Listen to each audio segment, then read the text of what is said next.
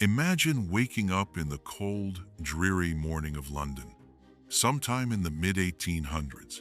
The light outside is faint, just beginning to filter through a grimy window that hasn't been cleaned in years. You blink your eyes open, and as you pull the thin, scratchy blanket off your body, you're greeted by the unmistakable smell of coal smoke, damp wool, and something far less pleasant from the chamber pot in the corner of the room, remnants of a day that has long passed. You've woken up in a world where every day is a battle, not just against the cold, but against hunger and exhaustion. Your feet touch the rough wooden floor, cold and uninviting, and with each creak of the boards beneath you, you feel the weight of the life you're leading. You share this small, cramped space with your family. If you're lucky, it's just them.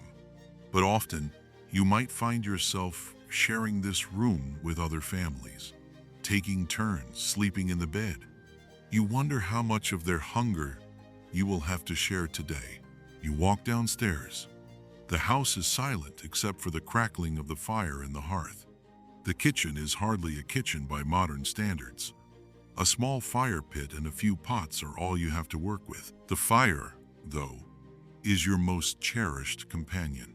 Without it, there would be no warmth, no way to cook. You glance toward the table, and you can already feel that familiar pang in your stomach, the gnawing emptiness that has become your constant companion. Today, like every day, you wonder if there will be enough food to satisfy that hunger, or if you'll go to bed with that same hollow feeling in your gut, dreaming of a full stomach. The question you're asking yourself isn't unusual in this time. Will you eat today? And if you do, what will it be? It's 1850, and the Victorian era is in full swing. The Industrial Revolution is changing everything. The world is moving, shifting, and transforming at an unprecedented rate. But in the midst of all this progress, most people, especially those at the bottom of the social ladder, are living a life of grinding poverty, often defined by an ongoing struggle for survival. You're not in the ranks of the rich or the middle class. No, you're one of the working poor, caught in the very real and daily fight to secure enough food to keep going. The rich and powerful, those with access to luxury and abundance, remain a distant reality for you. But this story isn't about them. It's about you. It's about the thousands of others like you who wake up each day in a damp, cold room, face the same hunger, the same gnawing uncertainty, and wonder how they will fill their bellies. If you're still with me, then come. Step into the shoes of someone from Victorian London. Walk the streets with me as I tell you about how the working poor lived, ate, and survived on the barest of means. You will smell the exhaust of horses, hear the clatter of carriages on cobblestone streets, and witness the bustling life of the city. A city teeming with opportunity for those who could afford it, but for you, food is always a matter of survival. A luxury that comes only in small moments, fleeting but precious. The poor in Victorian England lived a life where food was rarely a pleasure.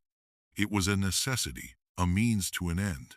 What you ate depended entirely on what you could afford, and at times, the mere act of eating was a calculated effort, a strategic decision that could make the difference between having enough energy to keep working or collapsing from hunger. Meals were rarely varied and rarely satisfying. More often than not, the foods that filled your belly were simple, bland, and basic. Bread, potatoes, some vegetables. If you were fortunate, a scrap of meat here and there. But meat was a luxury, a rarity. Only the wealthiest could indulge in extravagant meals made from the finest cuts of meat, imported spices, and lavish desserts. For you, the working poor, food was sustenance, plain and simple. It was not about indulgence or enjoyment, it was about survival. Every bite you took was weighed against the unspoken, yet ever-present fear of what might happen if there was not enough to go around. And so, each day became an exercise in creativity. What could you do with the little you had? How could you stretch your food, make it last longer, or make something more out of it? You learned early on how to turn stale bread into a pudding, how to use every scrap of fat for flavor, how to make even the humblest of vegetables filling. This is where our story begins. The struggle for food in Victorian England. It's a story about hunger, but also about resourcefulness, creativity, and survival. It's about making do with what you have, and about finding small moments of comfort amid the harsh reality of a world that has no place for you unless you're rich or powerful. It's about the Victorian working class experience, a life that many of us can hardly imagine, and yet one that millions lived. So, step with me into this world. Feel the chill of the morning, the tightness in your stomach as you wonder where your next meal will come from. Hear the clamor of the street vendors as they sell their goods to the hungry crowds. Smell the aromas of boiling eels, pickled herring, and baked potatoes, the cheap, accessible food that the poor could afford, yet sometimes still couldn't quite get enough of. In this world, food is not just something you eat, it's a matter of strategy. Every penny counts. Every meal must be stretched, shared, and saved for later. And sometimes, if you're lucky, there will be a special treat, a rare piece of sugar, a small piece of cake, a morsel of meat for Sunday dinner. But these are luxuries few can afford. And so, the daily struggle continues. As we move through the streets of Victorian London together, you'll see how the poor made do, how they navigated a city full of temptation, how they wrestled with hunger and scarcity. You'll discover what it meant to eat in this time, how food shaped lives and relationships, and how the pursuit of sustenance was as much about survival as it was about resilience, adaptation, and hope. Let me take you through the streets, into the homes of the poor, and show you what they ate. But most importantly, let me show you how they survived. Let's walk this path together, because understanding the history of food in the Victorian era isn't just about what they ate, but about how they lived, how they navigated the harsh conditions of their world, and how they kept moving forward, one meal at a time. Are you ready? Then let's begin. You've just woken up in your tiny, cramped home. As you slip out of bed, your bare feet touch the cold wooden floor with a sharp chill, an unmistakable reminder that warmth in this world is a luxury you can barely afford. The dark morning light slowly seeps in through the grimy window, a sight that has become almost comforting, despite its bleakness. You're aware that hunger will gnaw at you as the day wears on, and that, like yesterday, you will struggle to find enough food to fill your empty belly. But this is the life you've come to know. This is the rhythm of survival. You pull on your worn clothes, hoping that the layers will provide some protection from the biting cold. But as you step out of the door, it's the same routine. Your stomach growls, and your mind starts calculating, just as it always does. What will you eat today? How long will your food last? Can you make it through another day? Your mother is already awake, preparing the meager breakfast, perhaps bread and tea. But you know that it won't be enough. You know that by midday, you'll be hungry again. You wonder if you'll manage to scrape together the scraps to feed yourself and your family. As you walk down the narrow streets, the world around you is alive with noise and activity. The street vendors are already setting up their stalls, shouting their wares to the crowds passing by. A woman's voice cuts through the noise, calling out for hot eels. You catch a glimpse of a man selling whelk sea snails pickled to preserve them. You see another vendor with a tray of hot potatoes, still in their jackets, steaming in the cold air. There's a tantalizing mix of smells, and for a moment You feel your stomach tighten with longing, but you can't afford these delicacies. No, your life is one of survival, not indulgence. You can't be distracted by the smells of food that are too far out of your reach. Instead, you must focus on what you can get, what you can afford. You've learned the art of making do, the skill of stretching every penny, every scrap of food, as far as it will go. This is your world now. A world where food is always a challenge, a source of constant worry, and at times, even a fleeting joy. By midday, the streets are crowded with people moving through their own routines, each struggling to make it through the day. The vendors are busy selling what little they have, and the working poor like you are trying to stretch their limited resources to make it until the evening meal. You see the man who was selling hot eels earlier, now with a small crowd gathered around him. His eels are a lifeline for the working poor, a cheap, hearty meal to stave off hunger. You eye the vendor from across the street, trying to calculate if you can scrape together the coins for a bowl. But your money is already committed to something else, a small loaf of bread, perhaps a few scraps of meat for dinner. It's always a delicate balance, never quite enough. You turn away from the vendor and walk toward the small corner shop, hoping to find something more filling than just bread. The shopkeeper looks up as you enter, nodding in recognition. There's a familiar exchange of pleasantries, and you ask about the available stock. Maybe there will be some dried fish, or perhaps a bit of cheap bacon, anything that can add a bit of protein to your diet. But no, it's mostly just bread and vegetables. Cabbage, he says, holding up a slightly wilted head. Half a penny for two. A good choice for soup. You nod, knowing full well that cabbage is a staple of the poor. Cheap, filling, and available all year round, it can be stretched into a meal with the right additions, potatoes, onions, or a small scrap of fat if you're lucky. But it's not exactly appetizing. You buy the cabbage, add it to your bundle, and head out, already planning your next move. You think about your family, about the sacrifices they've made. Your mother is probably already starting the evening's meal, another pot of soup, probably. The same thing she's been making for days, weeks, maybe even months. If you're lucky, she'll be able to stretch it with some bacon or a few potatoes. If not, it'll be another bland vegetable stew. It's not much, but it's enough to keep you going. As you walk home, you notice the stark contrast between the streets you know and the wealthier parts of London. The houses there are larger, grander, their windows cleaner, their walls free of soot and grime. The smells are different too, fragrant flowers, expensive perfumes, the tantalizing scent of freshly cooked meals that you can only dream of. But you don't dwell on it.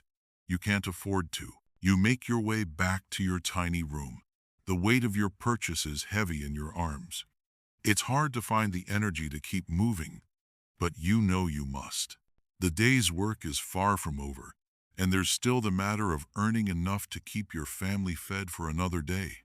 When you arrive home, your mother greets you with a tired smile. She's been up for hours, already at work. The fire is crackling in the hearth, the smell of burning wood mixing with the faint scent of cabbage soup. She doesn't complain, though she knows what must be done. You sit down at the small table, placing the cabbage on the floor beside you. She looks at it, nodding approvingly.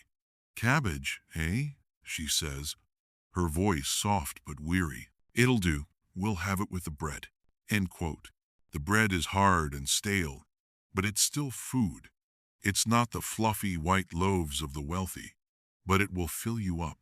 You dip it into the broth, letting it soften before chewing it slowly. The soup is bland, but the warmth fills your belly. And for a moment, you allow yourself to forget the hunger, to enjoy the fleeting comfort of a full stomach. As you eat, you think about the day ahead. What will tomorrow bring?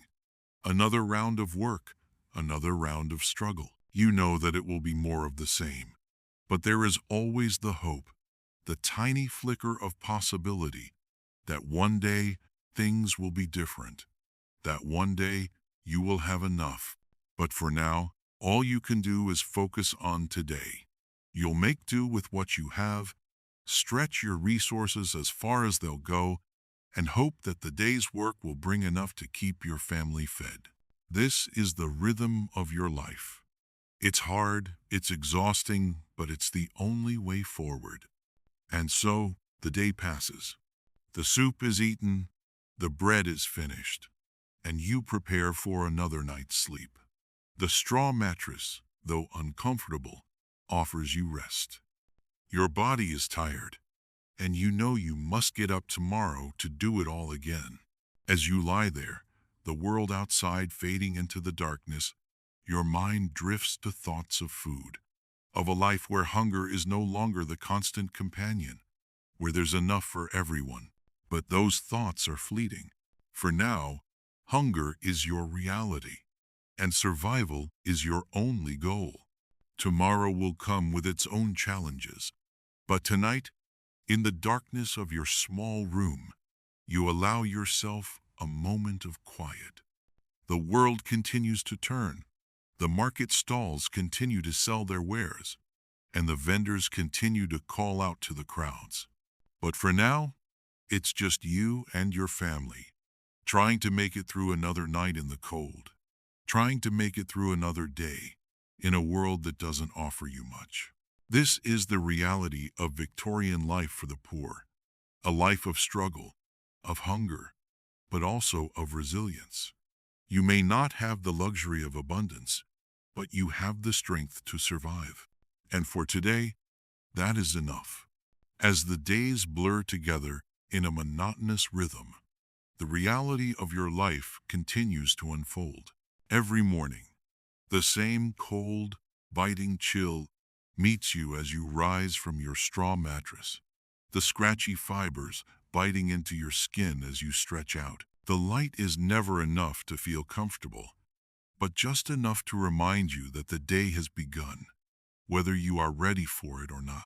The world outside your home is just as unforgiving as the one inside. London is a maze of narrow, crowded streets, and every inch seems to hold the potential for survival or failure. The pace is quick, no time to rest, no time to savor. People rush about, their faces drawn with exhaustion, their steps quick but purposeful, all chasing after the same fleeting goal, survival. It's not about living, it's about getting through today. The mornings are the hardest. The cold from the night lingers in your bones, and you can feel the dampness of the air seeping into every corner of your body. Your hands are stiff, your breath visible in the air as you step out of the door and into the grayness of the day. It's as if the entire world is caught in a haze of fog, each person just a figure moving within it, trapped in the same endless struggle. And you are no exception. The streets smell of coal, smoke, and horse manure, a pungent reminder of the industrial era you live in. The chimneys of factories puff black smoke into the sky, casting a shadow over the city as it awakens. The soot settles over everything, covering the buildings, the streets, even your clothes. It's as if the city itself is constantly in a state of decay, both physically and emotionally. No one has time to clean, to make things beautiful. The only focus is on survival. You walk through the busy streets, your stomach gnawing at you, but you push the hunger aside. There's no time for weakness. You have work to do, and it's a job that will bring you barely enough to get by. You've become accustomed to the gnawing emptiness, but it still doesn't make it easier to bear. The hunger never truly leaves you. It lingers in the back of your mind, a constant reminder of how little you have, how little the world gives you. Work today is at the factory, where you and countless others have lined up for a chance to earn your wages for the day. There's no guaranteed work. It's all about the luck of being picked. The foreman surveys the crowd, choosing who will work and who will be sent away empty-handed. You wait, holding your breath, hoping you'll be chosen. Your hands are raw from the cold, your clothes threadbare, but you've learned how to make yourself appear capable, to look strong enough to handle whatever task lies ahead. One by one, the foreman picks the men who will work, and you stand there, your heart pounding in your chest. You, he calls out. You step forward, trying to mask the relief that washes over you. Today, you'll be able to eat. You'll have a meal tonight. It might not be much, but it will be something. The factory is loud. The machines hum and groan, their gears clicking in rhythm as they churn out products that will be sold to the wealthy.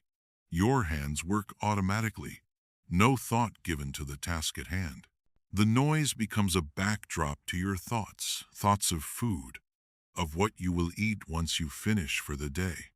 It's a fleeting hope, a temporary distraction. You can't afford to dwell on it for too long. The work is grueling. It's the kind of labor that drains you completely, leaving you physically and emotionally exhausted by the time the day ends. But it's the only kind of work you can get. The factory doesn't care about your well-being. It doesn't care that you're hungry, or tired, or cold. All that matters is that you show up and do your job. At midday, the bell rings, signaling a short break. You and your fellow workers gather in small groups, pulling out the meager meals you've brought with you. Some of the men eat stale bread, others a few slices of cold meat, if they're fortunate enough to have it. You unwrap the bundle your mother gave you this morning, a piece of bread, some dripping from the previous day's meal. It's not much, but it will have to do. As you eat, you can't help but notice the disparity between the lives of the workers and the lives of the rich. You think about the grand houses you see on the way to work, homes with gardens, servants, and full meals at every hour. The people who live in those houses probably don't even think about food the way you do. For them, it's a luxury, something to be savored and enjoyed. For you, it's a necessity, something to be fought for and scraped together just enough to keep you going.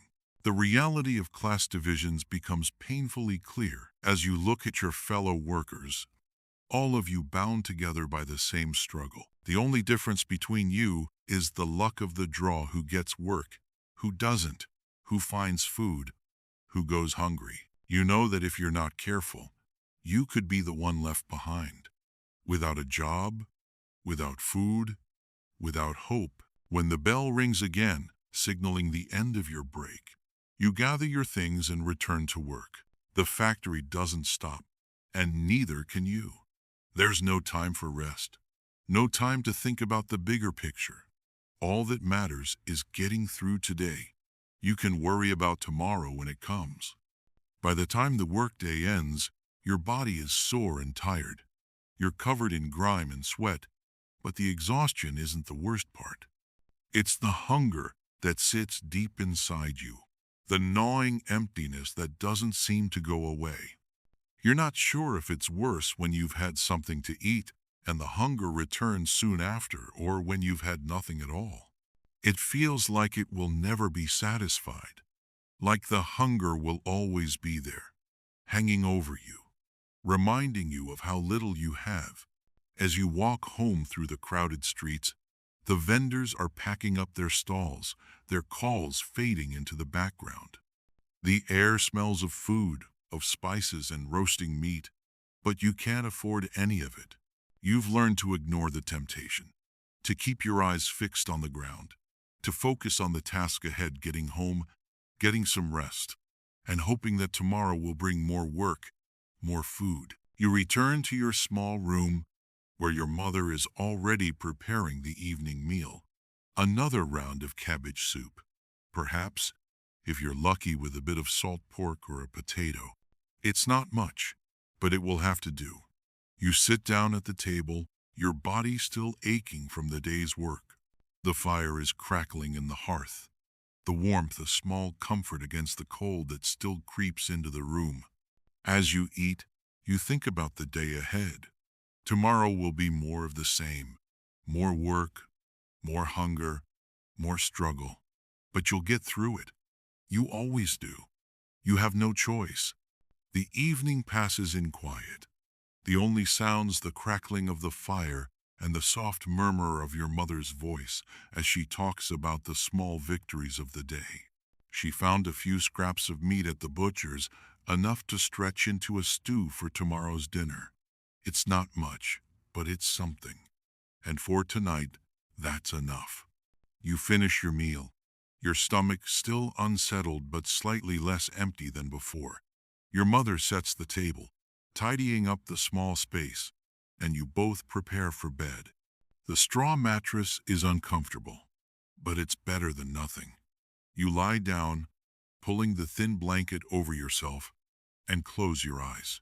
But sleep is hard to come by when your stomach is empty and your mind is full of worry. You wonder about tomorrow. Will there be enough work? Will you have enough food? Will you wake up in the same cold, empty room? You push these thoughts aside, trying to focus on the quiet, the stillness of the room. Eventually, sleep comes, but it's restless, filled with dreams of hunger and longing, of trying to fill an empty stomach with nothing but the air around you. When you wake, the cycle begins again. Tomorrow, like today, will be a struggle for food, a battle to make it through the day. But you'll fight, as you always have, and somehow you'll make it through. This is the rhythm of Victorian life for the poor. Hunger, work, struggle, and if you're lucky, survival. As you awaken to another gray morning, the weight of yesterday's hardships doesn't lift easily. The coldness of the room bites at your skin as you reluctantly leave the warmth of your bed, the dampness of the straw mattress clinging to your body. It's a bitter reminder that the days are long, but the nights are even longer. The same discomforts you faced yesterday are here again today. Your stomach still feels hollow, your limbs stiff from exhaustion, and the tasks ahead seem just as daunting as they were the day before. You think of the bread on the table, the last remnants from yesterday's meager meal. The smell of your mother's cooking, though, offers a faint glimmer of hope. You know that, despite the limited resources, she will still try to stretch that bread and the cabbage into something filling, something that will get you through the day. She always does. That's the thing about your mother. No matter how little you have, she somehow makes it enough. Today is no different. You pull on your worn shoes, now stiff from the dampness that soaks into them each day, and head out. The world outside is as grim as the one inside your home. London, with its endless rows of smoke-choked chimneys, is waking up to another round of work, hunger, and hardship. The cries of vendors, the clang of carriage wheels on cobblestones, and the dense fog that hangs in the air are all too familiar. Every step you take in the crowded streets only serves to highlight the crushing weight of the divide between you and those on the other side of the class lines. The vendors are here again, their food stalls set up along the streets, each offering something you could only dream of having. Fresh fish, roasted meats, and delicate pastries that shimmer under the dull light of morning. But for you, these smells only deepen the hunger in your gut. You can't afford the luxuries that others take for granted. And that thought, the knowledge that even the simplest of indulgences is out of reach, gnaws at you in the way hunger does. As you walk toward the factory, the scene around you is all too familiar. People are already queued up for work, some of them muttering under their breath, others silent, lost in their own thoughts. You stand there, blending in with the others, just another face in the crowd. The foreman walks up and down the line, his eyes scanning the faces in front of him. He looks you over, and you hold your breath as he makes his selections. You've learned not to take it personally when you're passed over, but the thought of going hungry again today weighs heavily on your mind. "Yeah, you," the foreman says, pointing at you. You step forward, relieved but exhausted already, knowing that today, like yesterday, you'll get through it. You'll work until your body can't go any longer, and then you'll go home to your tiny room and try to make it through the night. The factory is always the same, a cacophony of noise, the constant hum of machines, the smell of sweat and grease filling the air. There's no time for talking, for thinking. You move with the rhythm of the work, your hands pulling at the materials, your mind focused solely on getting through the hours. The tasks may change, but the work remains the same, tedious, hard, and unforgiving. The hardest part is always lunchtime. The factory bell rings, signaling the short break, and everyone rushes to their meager rations. It's a brief respite, but even in this fleeting moment, you are aware of the disparity that exists. Some of the men unwrap small pieces of cold meat or cheese, their bread soft and fluffy, while others, yourself included, are left with little more than a scrap of stale bread and perhaps a tiny piece of fat scraped from yesterday's meal. It's a cruel reminder of how little you have to sustain you and how much you need just to make it through the rest of the day. As you chew slowly, your thoughts drift to your family. You wonder what your mother is making for dinner tonight. Will there be enough? Will she find something extra, a scrap of meat, a potato, something that can turn another pot of cabbage soup into something more filling? You don't know, but you trust her to make it work, just as she always has. The hours stretch on, each minute feeling like an eternity. The factory floor is hot, the air thick with the stench of unwashed bodies and the machines that never stop. The work never lets up, and neither does the hunger. Your stomach growls, a constant companion, but you push it aside. There's no time for weakness. You have to keep moving. When the workday ends, you leave the factory and head back into the streets of London. The vendors are packing up, but there are still the faint smells of food in the air, meat pies, baked goods, and roasted potatoes. Your mouth waters, but you don't stop. You can't afford any of it. You walk past the shops and vendors, ignoring the temptation, keeping your head down, focusing on getting home. As you arrive at your small room, your mother is already at the stove, stirring a pot of soup. The fire crackles, its warmth a small comfort against the chill of the room. You sit down at the table, trying to ignore the hunger gnawing at you. You're tired, sore from the day's work, but there's no rest for the weary. What's for dinner? You ask, trying to keep your voice steady. Cabbage, she says, a hint of resignation in her voice. With a little bit of salt pork if we're lucky. It's not much, but it's enough. You eat slowly, savoring the warmth of the soup, but the satisfaction is fleeting. Even after you finish your meal, your stomach still feels empty.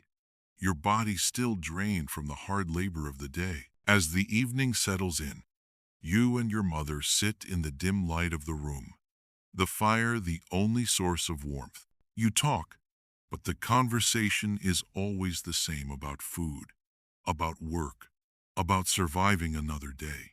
There's no time for dreams, no time for thoughts of a better life. The only thing that matters is making it through the night.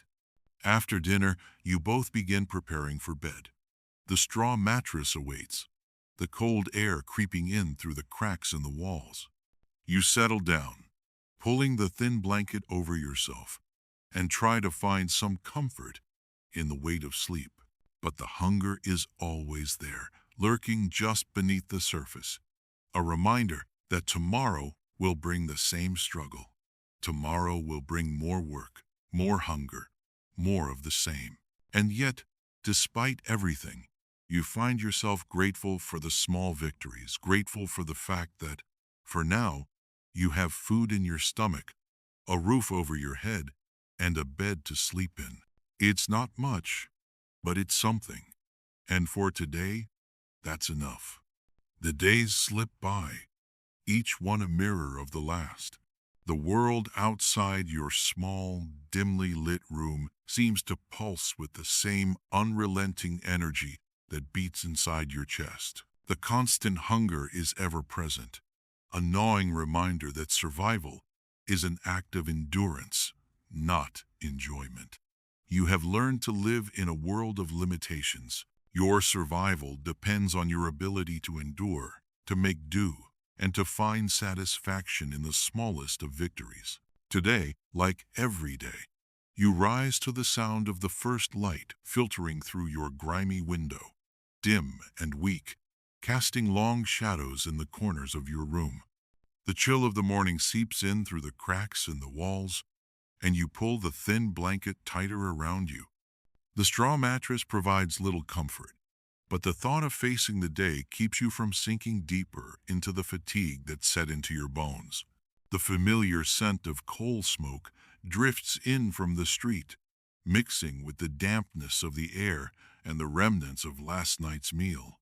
The fire has long since died out, leaving only a faint warmth behind. There's no time for luxuries like sleeping in or warming the room. You force yourself out of bed, feeling the cold floor against your bare feet. There's no central heating, no way to ward off the relentless cold except for the lingering warmth from the coal fire, which, if you're lucky, your mother can afford to reignite. But even coal costs money, money that is always in short supply. Downstairs, your mother is already at work, stirring the remnants of a pot of soup, adding whatever she can scrape together. She doesn't complain, but you can see the weariness in her movements, the exhaustion in her eyes that comes from years of this endless grind. She's preparing breakfast, or what passes for breakfast. A few stale pieces of bread, maybe a tiny sliver of fat to make it more palatable. But you know it's not enough. It will never be enough. The bread is dry and hard. The tea, weak and bitter from being reused several times, has already lost most of its flavor. You dip your bread into the tea, softening it, trying to make it more bearable. It's the same routine every day, no surprises. But even with the hunger gnawing at your stomach, you've learned not to complain. What's the point? Complaints don't fill your belly. You eat quickly, not wanting to waste time. There's always work to be done, always more to struggle through. You glance at your mother as she hands you a small bundle of food wrapped in cloth. It's not much, just a few more scraps of bread, perhaps with a bit of dripping from yesterday's meat. Your lunch for the day. You nod in appreciation, but you both know that it won't last long. It's just enough to keep you going until dinner, but that's assuming you don't run into another working-class family that's more fortunate than you. The streets of London are teeming with vendors hawking their goods, but most of them cater to the rich or the middle class. You know that if you can't make enough from your day's labor, you'll go hungry. There's no one to help, no one to rely on except yourself. Stepping out into the busy streets, the noise of the city envelops you. It's a cacophony of voices, the rhythmic sound of horses' hooves on the cobblestone streets, the clatter of carriages, the distant sounds of factories at full tilt. The city is alive, but it's not a place for those like you, the poor, the struggling. London, despite its grandeur, is a city built on the backs of people like you. The rich walk the streets in their fine clothes, while you and the others like you scrape together what you can. Your work nothing more than the machinery that keeps the city running. You pass vendors selling hot eels and pickled fish, but you don't stop. You can't afford it, and even if you could, it wouldn't be enough. There's a sense of futility in everything. The whole world seems to be moving forward, but you remain stuck, going through the same motions day after day. Work today is at the docks, unloading cargo from ships that have arrived from distant lands. It's backbreaking labor, and the pay is minimal, but it's better than nothing. You join the throngs of others waiting to be chosen. Some will get work today. Others will have to go home empty-handed, forced to beg or steal to survive another night. The foreman walks through the group, eyeing each person with the practiced look of someone who's seen this many times before. He picks a few, calling out names, and you wait, holding your breath, praying that your name will be on the list today. The docks are hard, dangerous work, but it's the only work available. No one will pity you if you can't find a job. The poor are invisible, their struggles unseen by those who hold the power. It's a world built on inequality, and you're at the very bottom of it. Here, the foreman calls out, you, and you. He points at you, and you feel a surge of relief flood through your body. You've been chosen. The work begins immediately, lifting crates, moving sacks of goods from one place to another. Your hands are raw from the rough materials, your muscles aching from the effort. But there's no time to stop. There's no time for weakness. Every moment you rest is another moment that your family might go hungry, another day of desperation. The hours drag on, and your stomach growls louder as the morning passes. Your lunch, the small bundle of bread and fat, is the only thing you have to look forward to. When the midday bell rings, signaling the break, you find a quiet spot away from the others. You unwrap your meal bread with a bit of congealed fat and try to eat slowly, savoring what little flavor there is. It's not much, but it's all you have. You force yourself to eat just enough to keep the hunger at bay, knowing that if you eat too quickly, you'll be left with nothing for the rest of the day. Around you, others eat in silence, their faces drawn with exhaustion and hunger. No one talks much. There's no point. Food is just something you need to survive. No one has time for enjoyment. The world is too hard, too unforgiving, to indulge in anything as frivolous as pleasure. Survival is all that matters. As the afternoon drags on, you can feel the weariness settling into your bones. The work is never ending, and the hunger continues to gnaw at you. You can't help but think of the streets you pass every day, the fine houses, the families with enough food, enough comfort. You wonder what it must be like to live like that, to have a warm meal every night, to never have to worry about where your next meal will come from. The factory workers may have it hard, but at least they don't have to face the dangers of the docks. The world for the poor is always shifting, always unstable. You never know if you'll have work tomorrow or if you'll find yourself on the streets, begging for scraps.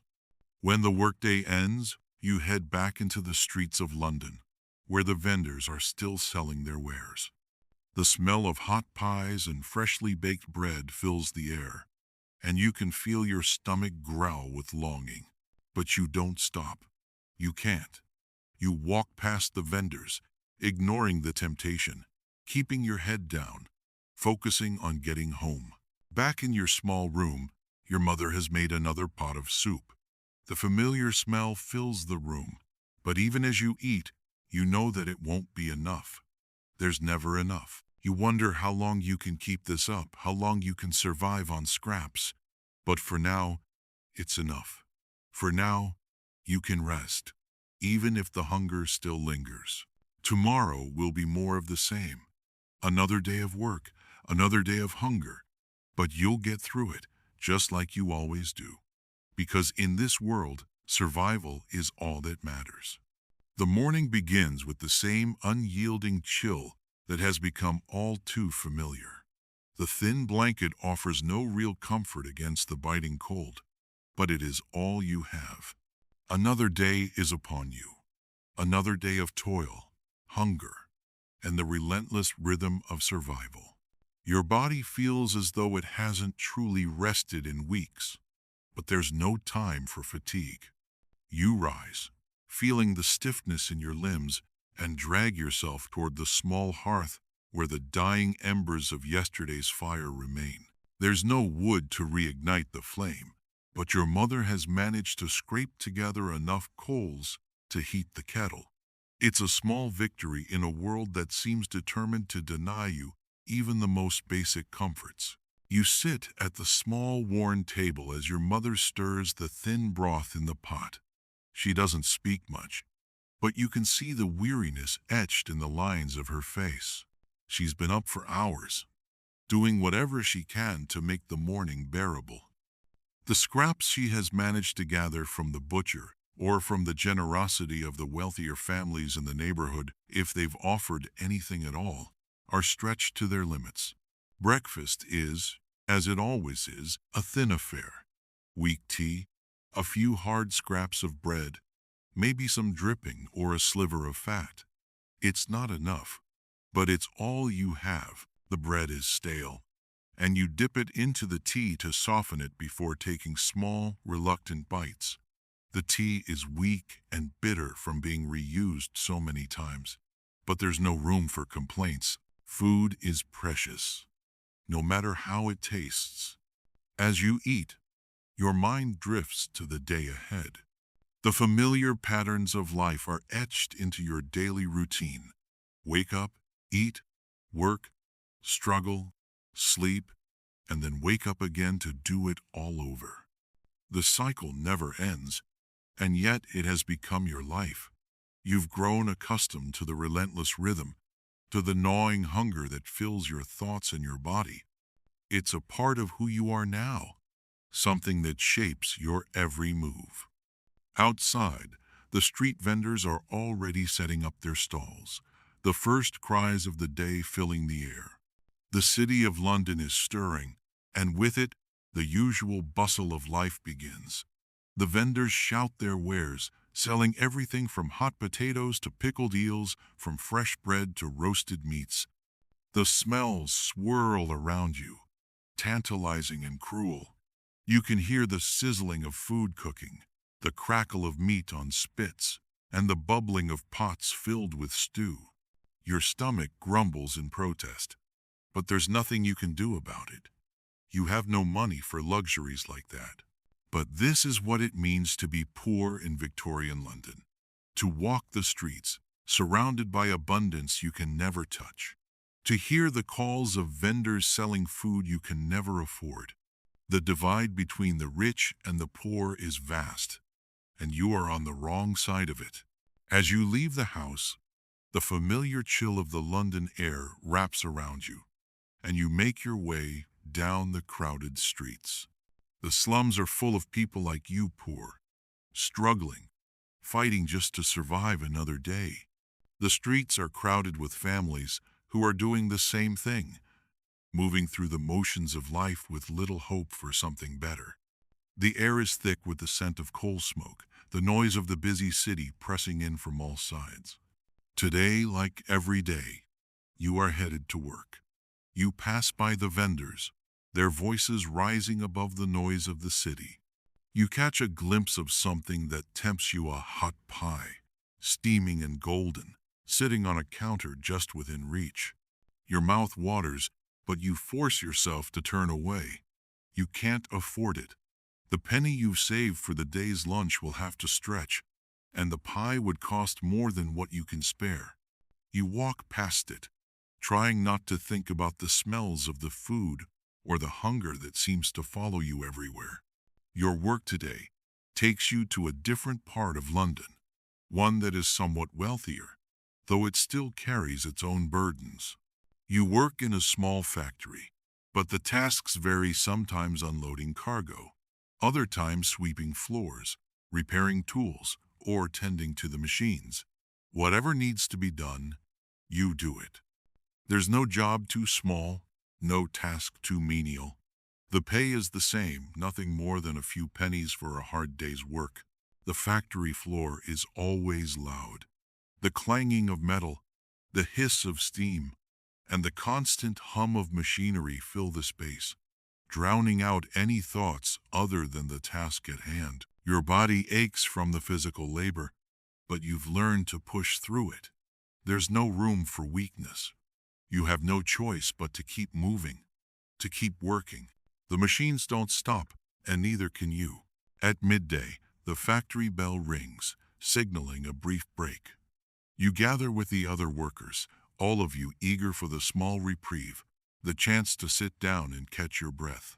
But even here, the difference between the rich and the poor is stark. While some of the men unwrap sandwiches or small parcels of meat and cheese, you pull out your meager lunch stale bread, some dripping, perhaps a small scrap of fat if you're lucky. You eat it quickly, savoring the moment of peace. But the hunger that rises in your stomach doesn't go away. It never does. Around you, the other workers eat as well, some of them talking in hushed tones, others eating in silence, their eyes glazed with fatigue. There's little to say anymore. Words seem unnecessary when the need for food and survival is so great. Everyone here is just trying to make it to the end of the day. No one expects more. No one hopes for more. The day continues, and the work doesn't get easier. Every hour feels like a marathon, each minute longer than the last. The hunger gnaws at you, but you've learned to ignore it. It's always there, a background hum in your life, a constant reminder of how little you have. The factory is loud, hot, and relentless, but your body knows how to move through it. It's become automatic, like second nature. You do the work, and you do it well, but your thoughts often drift to what lies beyond this life. What would it be like to live differently? What would it feel like to have enough to eat, to have more than just the scraps? By the time the factory bell rings again, signaling the end of the workday, you are exhausted.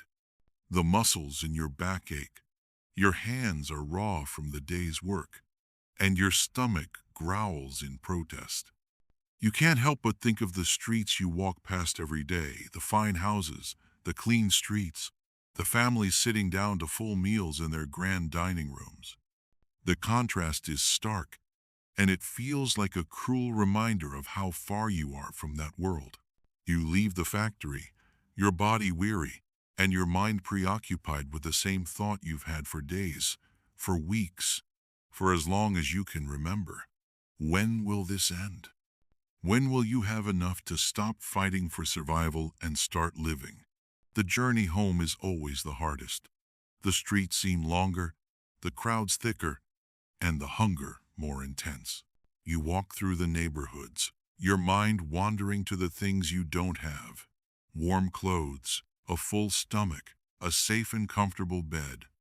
You can't help but wonder what it would feel like to have those things. It seems impossible, a dream far out of reach.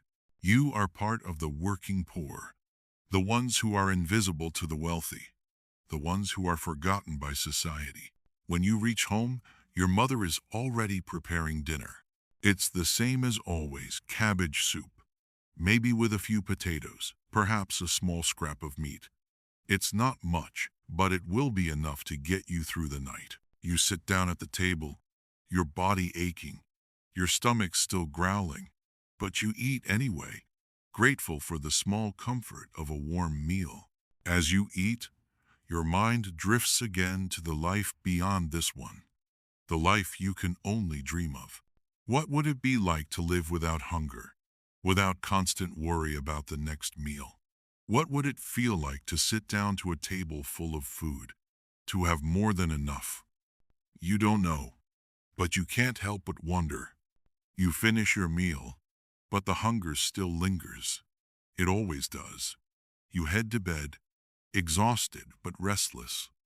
The bed is cold and uncomfortable, but you pull the thin blanket over yourself, close your eyes, and try to sleep. Tomorrow will come, and with it, the same routine.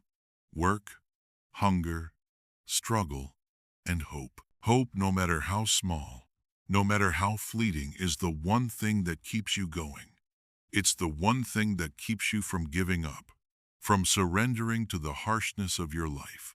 And so, with that small glimmer of hope, you drift off to sleep, knowing that tomorrow, like every day before it, will be a fight for survival. Each day starts the same as the last. With the early light creeping in through the cracks in the window, you wake up to the familiar, bone-chilling cold that cuts through you as soon as you leave the comfort, if you can call it that, of the straw mattress. The room remains damp despite the best efforts of the coal fire that flickers weakly in the corner, trying to combat the pervasive chill that permeates every corner of the room. Your clothes, though worn thin and soaked with the grime of the city, offer little comfort against the bitter morning air. Today, like every day, your first instinct is to move quickly, get up, get dressed, and get out. The need to start working weighs on you even before your feet hit the cold wooden floor. The hunger is there, as always, sharp and insistent, gnawing at your stomach like a constant companion. It has been with you for so long that it's almost as if you've forgotten what it was like to be truly full. Your mother stirs the embers in the hearth, coaxing a little warmth from the dying fire. She doesn't look up, her movements methodical and practiced. It's not the first time she's had to fight for warmth, or stretch what little food she can gather into something more than it is. The fire is weak, but enough to heat the kettle for the tea, though you know it will be thin and reused several times before it's finished. Tea, like bread, is a constant presence in your life, though you've long learned not to expect it to be satisfying. Morning, you say, your voice low, still groggy from a night spent turning restlessly on the straw mattress. Your mother gives a tired nod in response, her focus on the pot. She doesn't need to ask how you slept. The answer is always the same.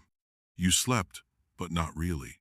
You ate, but never enough. Breakfast, like always, consists of weak tea and stale bread, dipped into the tea to soften it. The bread, hard from the day before, barely registers as food, but it's fuel.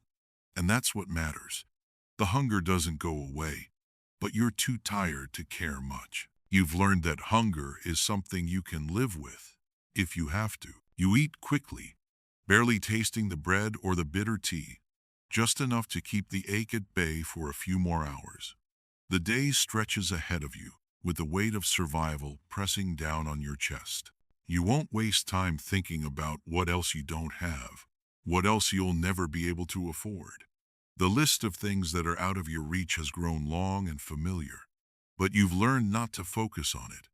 There's no use in dreaming of a life you can never have, of meals you'll never taste, of warmth you'll never feel.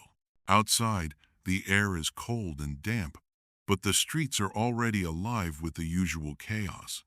Vendors call out their wares, people hurry by with their heads down, and the clatter of carriages fills the air. The city, always moving, never stops for you or anyone else.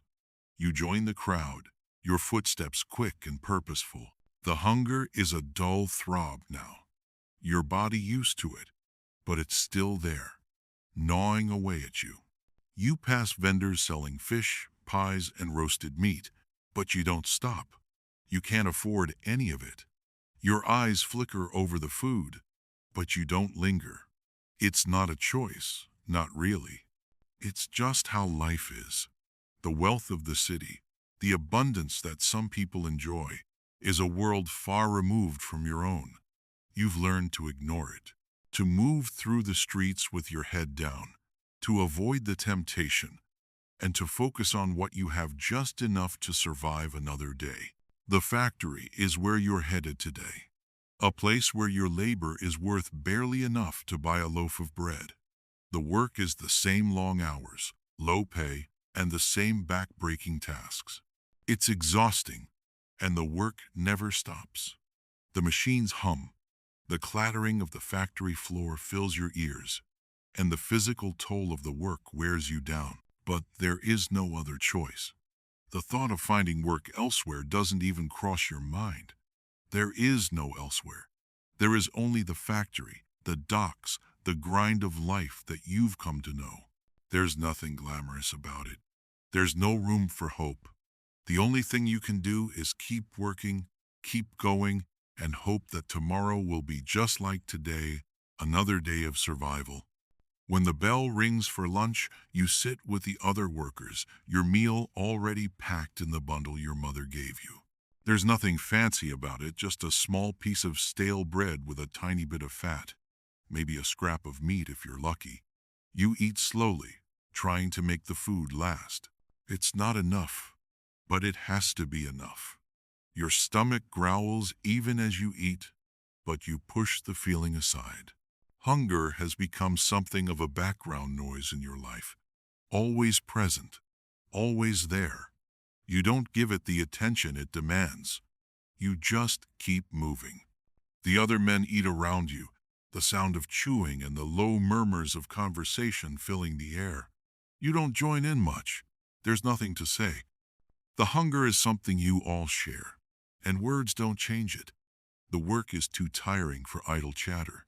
You focus on the meal, on the small amount of food that you have, and then you get back to the grind, the constant work that defines your life. As the afternoon wears on, the factory grows hotter, the air thicker with the sweat of your labor. Your back aches from the constant bending and lifting, your hands raw from handling the rough materials. But you keep going. There's no room for weakness, no room for stopping. You can't afford to rest. There's no one to help you. There's no one to offer a hand or a break. The only way to make it through the day is to keep moving, to keep working, to keep surviving. By the time the workday ends, you are beyond exhausted. Your body feels like it's made of lead, your muscles stiff and sore from the endless labor. Your stomach continues to grumble, but you push it aside. You head back into the streets, the same crowded, noisy streets you've walked through countless times before. The vendors are packing up, but the smells still linger in the air, tantalizing and cruel. You make your way home, the weight of the day pressing down on you. When you arrive, your mother is already preparing dinner. You can smell the familiar scent of cabbage soup filling the room. It's not much, but it's enough to get you through the night. You sit down at the table, your body aching, your hunger still gnawing at you. But for now, there is a small comfort in the warmth of the soup, in the company of your mother. Even if it isn't enough, it's something. It's what you've come to expect, what you've come to rely on. The hunger doesn't go away, but it fades into the background for a moment, drowned out by the comfort of the food, by the small sense of satisfaction that comes with surviving another day. You don't think about what could be or what might never be. You focus on the present, the warmth of the soup, the relief of a full stomach, the small moment of peace before the day starts again. But you know that tomorrow will be the same. Tomorrow will bring more work, more hunger, more of the same struggle. The hunger will return, but so will the work, and you will keep going. You will keep surviving, just as you always have. There is no other way.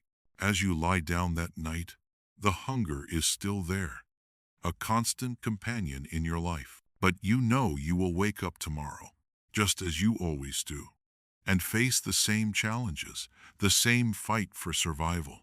It is the rhythm of your life, the only rhythm you've ever known. And so, you drift into sleep, knowing that tomorrow is just another day to survive.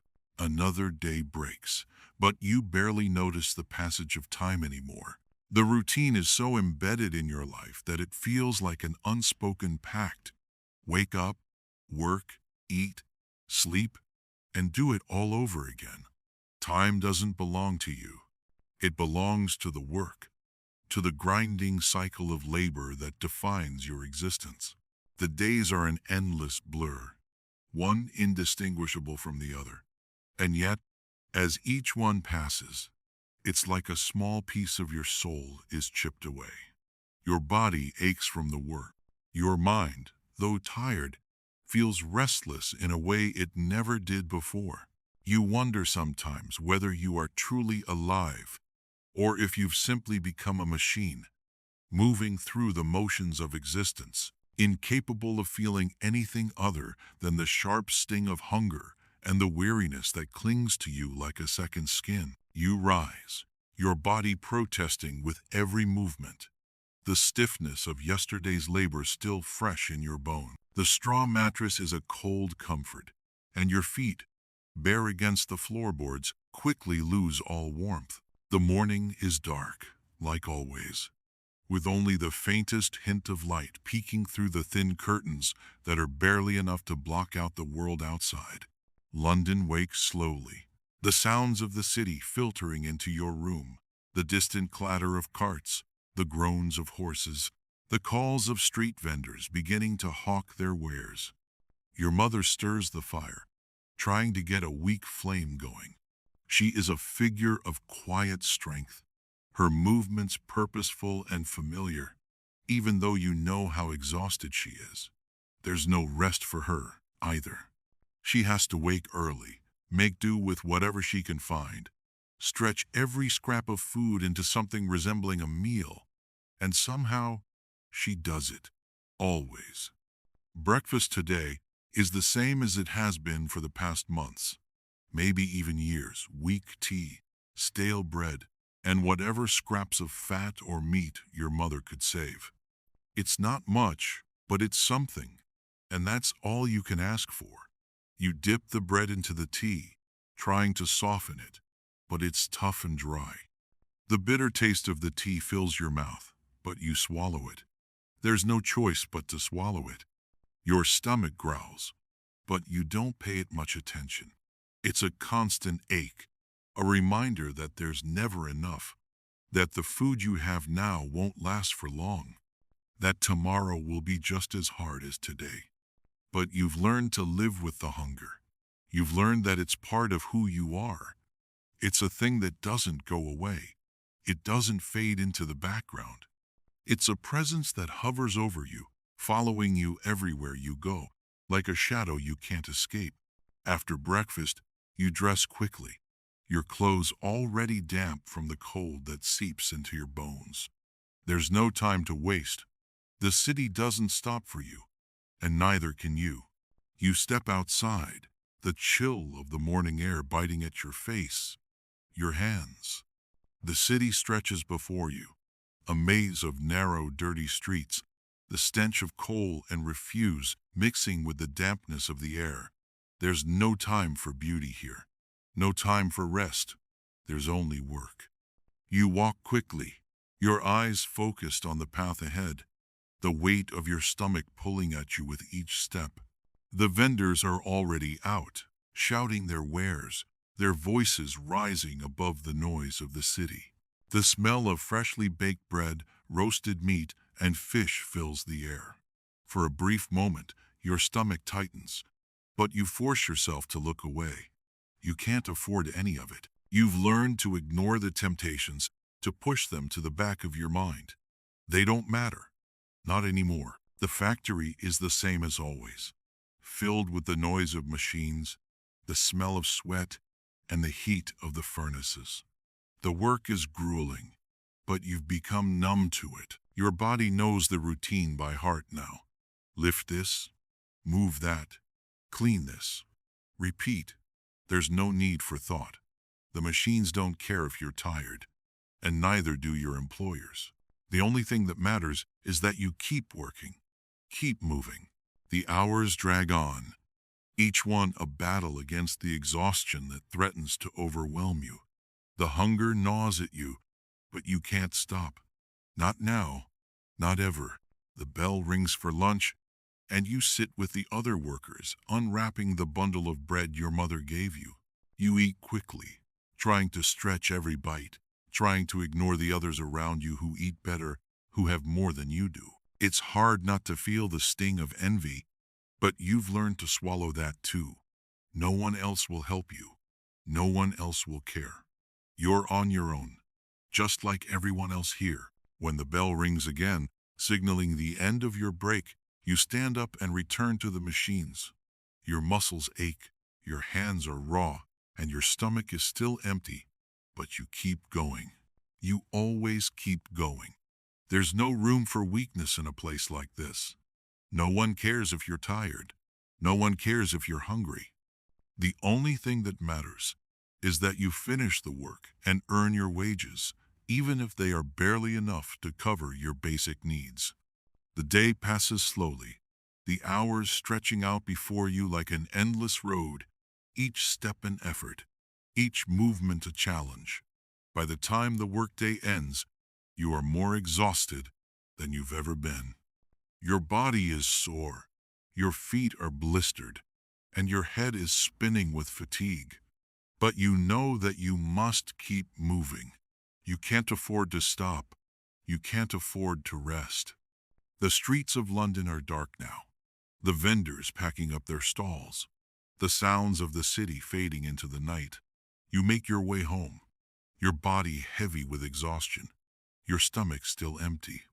The hunger is constant, a reminder of how little you have. But there's no time for self-pity. There's no room for complaints. You've learned that in this world, no one cares if you're hungry. No one cares if you're tired. You must make do with what you have, no matter how little it is. When you get home, your mother is already preparing the evening meal, more cabbage soup, some potatoes if you're lucky. It's not much, but it will get you through the night. You sit down at the table, your body aching, your stomach still growling, but you eat anyway. You eat because you have no choice. You eat because it's all you have. After dinner, your mother and you sit in silence. There's nothing left to say. The work is done.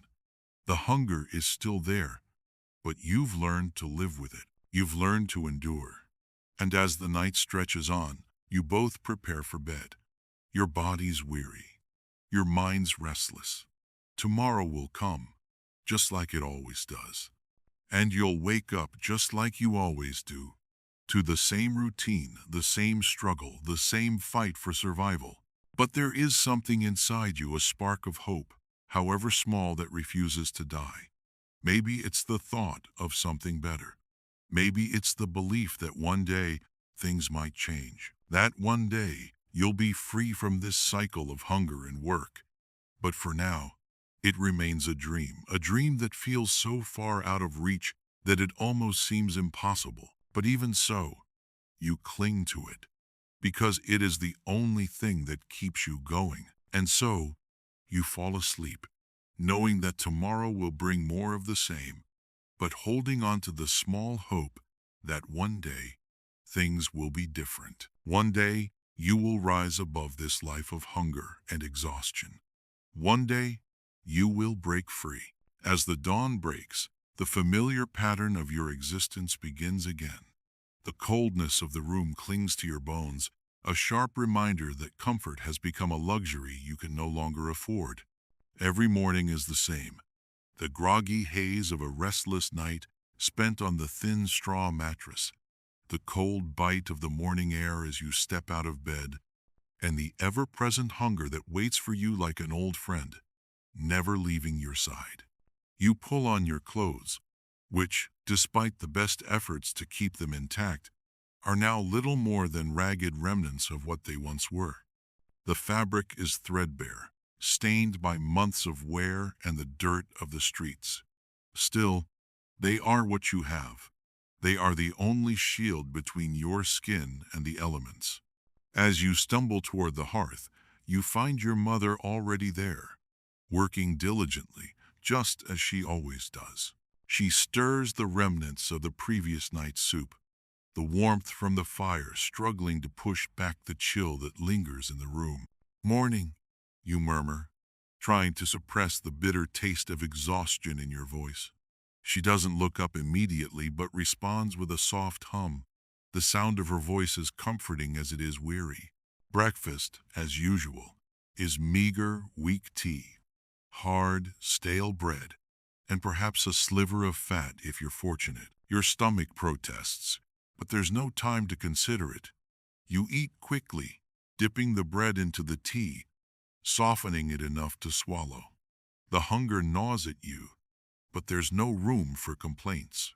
You eat because you have to, because it is the only thing between you and the gnawing void that threatens to consume you. You glance at your mother, noticing the dark circles under her eyes, the weariness etched deep into her face. She is older than you remember, though you know she's only a few years ahead of you. But living in poverty, constantly struggling to make ends meet, has a way of aging people. You wish you could do something more for her. You wish you could offer her more than the little scraps you're given. But you know it's not enough. It's never enough. After breakfast, you both prepare for the day ahead. There's no room for rest. There's no time for anything but survival. Your body feels heavy, like the weight of the world is pressing down on you. But you know that you cannot stop. The work waits for no one, and the hunger is always there, waiting for you to collapse. Stepping outside into the cold, damp London morning, the streets are already alive. The sounds of vendors calling out their wares fill the air, their voices rising above the clamor of horse-drawn carts and the distant rumblings of the factory machines. You pull your worn coat tighter around yourself, trying to shield yourself from the cold, but the biting wind seeps in through every crack. The vendors have already set up, their stalls overflowing with food. The smell of fresh bread, roasted meat, and boiling eels fills the air, tantalizing and cruel. Your stomach growls, but you don't stop. You can't stop. You've learned to ignore it, to push the hunger to the back of your mind, to focus on what needs to be done. There's no point in longing for things you can't have. There's no point in wishing for a life that's beyond your reach. As you make your way to the factory, the weight of the city presses down on you. The streets are crowded with people, each of them struggling, each of them trying to survive in a world that seems to offer nothing but hardship. You pass by the wealthy, their carriages rolling by with fine clothes and fine food, and you can't help but feel the sting of injustice. Why should they have so much while you have so little? Why should they eat while you starve? But you know better than to let those thoughts linger. They won't change anything. They won't fill your stomach. And so, you keep walking, one foot in front of the other, focusing on the work that lies ahead. The factory is a loud, grueling place, filled with the constant hum of machines and the heat of the furnaces.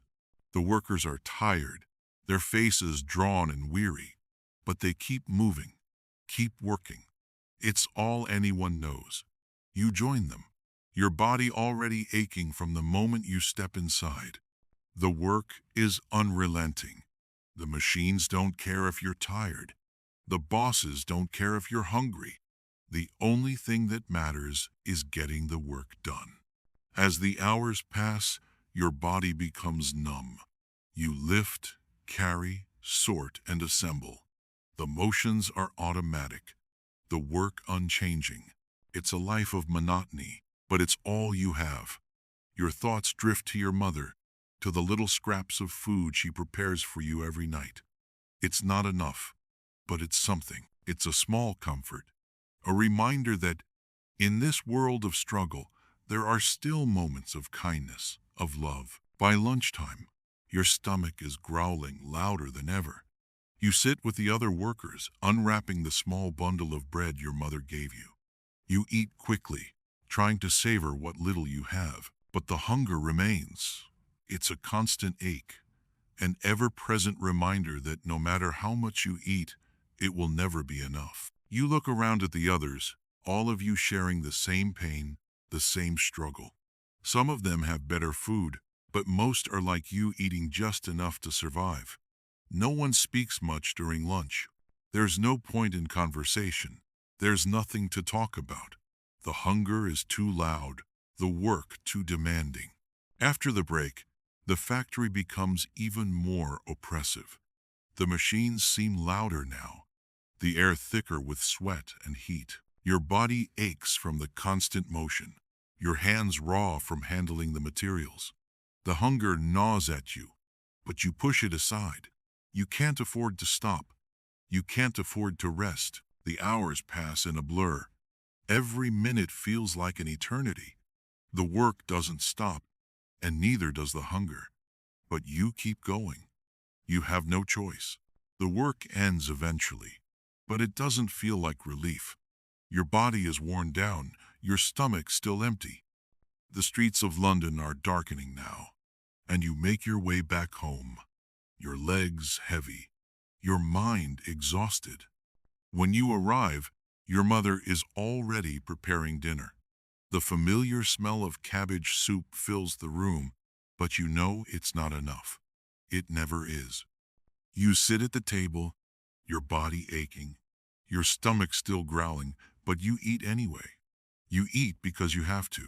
You eat because you know that tomorrow will bring more of the same.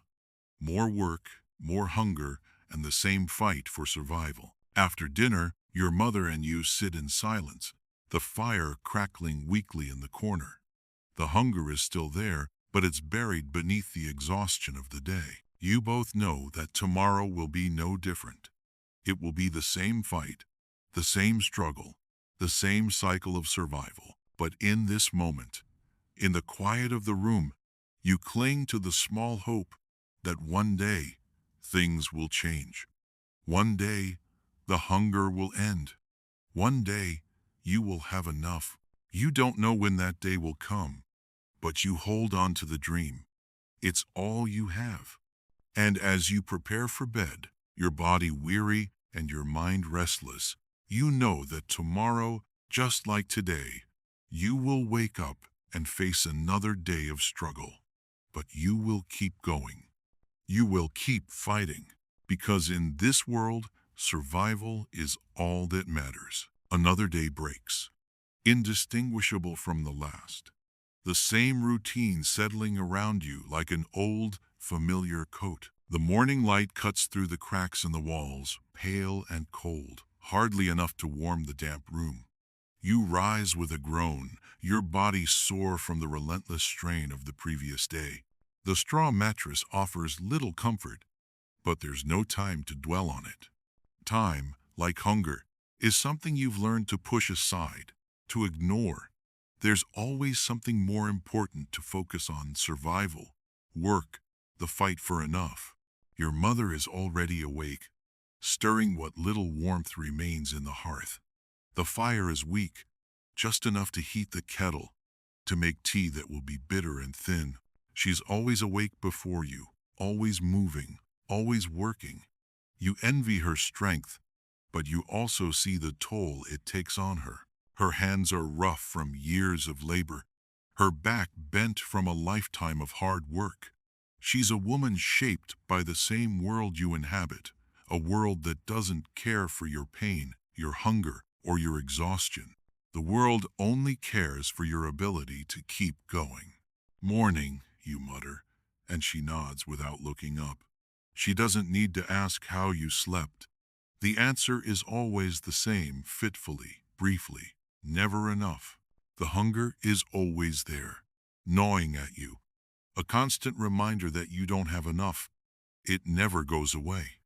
Breakfast is, as usual, a meager affair: stale bread, weak tea, and a sliver of fat if you're lucky.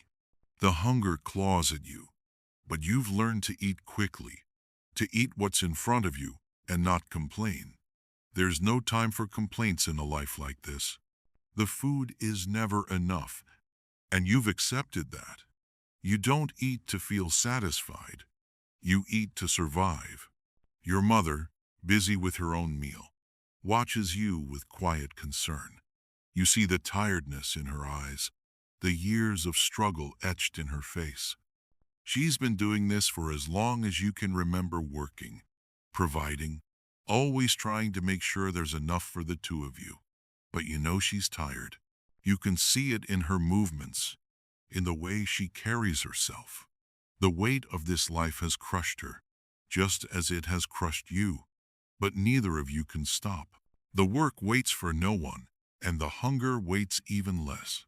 You finish your breakfast in silence, your stomach still growling but no longer protesting the lack of food. The gnawing ache has become a part of you, something you've learned to endure. It doesn't matter anymore. You can live with hunger. You can live with exhaustion. You can live with the monotony of this life because there is no other option. You rise from the table, pulling on your worn coat, and prepare to face another day. Outside, the city is already alive with the sounds of vendors calling out their wares, the clatter of carriages, and the buzz of early morning activity. But the city is nothing to you. The wealthy walk by, their faces pale with the comfort of wealth, and you can't help but notice the contrast between their lives and yours. You pass by the food vendors with their fresh bread, roasted meat, and hot pies, but you don't stop. You can't. The hunger gnaws at you, but you've learned to walk past it. The food doesn't matter. Not right now. You make your way to the factory, the weight of your steps echoing in the cold, empty streets. The work awaits you, as it always does. The factory floor is as loud and oppressive as ever, the machines roaring to life as soon as you step inside. The heat is stifling, the air thick with sweat and dust. You can feel the exhaustion settling into your bones, the weight of each hour pressing down on you. But you've learned to move without thinking, to keep going even when every muscle in your body screams for relief. There is no time to rest. There is no time to feel sorry for yourself. There is only the work. The day passes in the same monotonous fashion, lifting, moving, cleaning, repeating. The hours drag on, each one stretching out longer than the last. Your body aches, but there's no time to pay attention to it. The hunger is a constant presence, but you push it to the back of your mind. You don't stop. Not even when your hands begin to bleed from the rough labor. You don't stop, because stopping means giving up, and giving up is not an option. At lunchtime, you unwrap your small bundle of bread, your lunch for the day. You eat quickly, trying to make it last, but it's always the same dry, hard bread, a few scraps of fat. Your stomach growls with hunger, but you know there's nothing more to be had. There's nothing to look forward to. You eat because it's the only way to keep going. The other workers sit around you, eating their own meager meals, their faces just as weary as yours. There's no joy in the food. There's only survival. By the time the afternoon rolls around, your body feels like it's made of lead. Every movement is a struggle, every step an effort. You're barely aware of the passage of time anymore. The hours blend together, one indistinguishable from the other. The hunger is always there, the exhaustion always present. But you keep moving, you keep working, you have no choice. The work finally ends, and you head back into the streets, your body aching, your stomach still empty. The vendors are closing up, their stalls emptying as the day draws to a close. You pass them by, the smell of hot food still lingering in the air, but you don't stop. You can't afford it. There's no point in stopping. There's only survival. When you return home, your mother is already preparing the evening meal. It's the same as always: cabbage, soup, potatoes if you're lucky. It's not enough, but it's something. You sit down at the table, your body worn from the day's labor, but you eat anyway. You eat because you have to. You eat because it's the only thing that keeps you going. After dinner, you sit in silence with your mother. The fire crackles weakly in the corner, but the warmth it provides is only temporary. The hunger is still there, but it's something you've learned to live with. You've learned to push it aside, to ignore it, because there is no room for weakness. There is no room for feeling sorry for yourself. As you lie down that night, your body heavy with exhaustion, you can't help but wonder if this is all there is. You wonder if this will always be your life, working, struggling, fighting to survive, never knowing what it's like to be full, never knowing what it's like to rest. You close your eyes, trying to quiet your restless thoughts, but they continue to churn in your mind.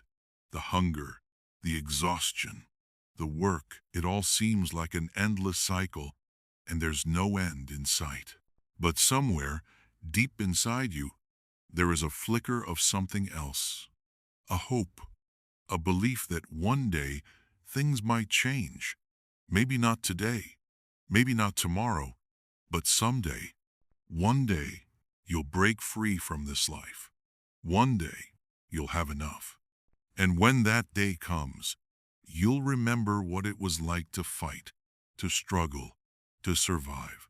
You'll remember that the hunger never truly left you, but you'll also remember that you survived it. And so you fall into a restless sleep, knowing that tomorrow will come with its own struggles, its own hardships. But for now, you hold on to the faint hope that one day your life will be different. The days are becoming harder to tell apart. The mornings feel like they belong to someone else. You drag yourself from sleep, the cold of the room hitting you like a wave, reminding you that the warmth you crave is just another luxury that you can't afford. It's a cruel irony. The warmth of the bed, the comfort of a full stomach, the fleeting peace of rest, these are things that slip through your fingers like sand. Each day is a test of endurance, of surviving the unrelenting cycle of hunger, work, and exhaustion. You wonder sometimes if there's any end to this, or if this is just what life will be forever. Yet, as much as you want to give in to the fatigue, to let the despair overtake you, something in you pushes back. It's not something you can explain or even understand. But in the quiet moments before the world wakes, when the weight of the day hasn't yet settled on your shoulders, you feel a flicker of something, perhaps hope, though it's so small, so fragile, that it feels almost foolish to acknowledge. It's the feeling that maybe, just maybe, there's more to life than this. You've learned to live with the hunger, the constant ache in your stomach that never quite disappears. But it doesn't mean you've accepted it.